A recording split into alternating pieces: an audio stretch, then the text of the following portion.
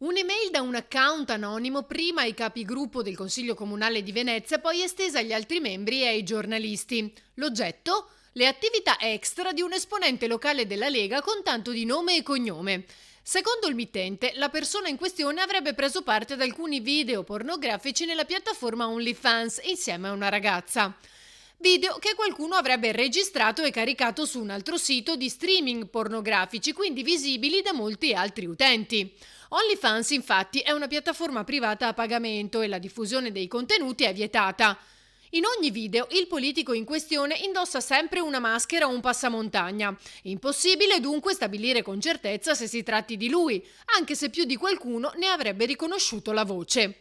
Interpellato, lui ha assicurato ad amici e colleghi di partito di non essere l'aitante protagonista di quei filmati a luci rosse e di valutare a questo punto se tutelarsi tramite vie legali.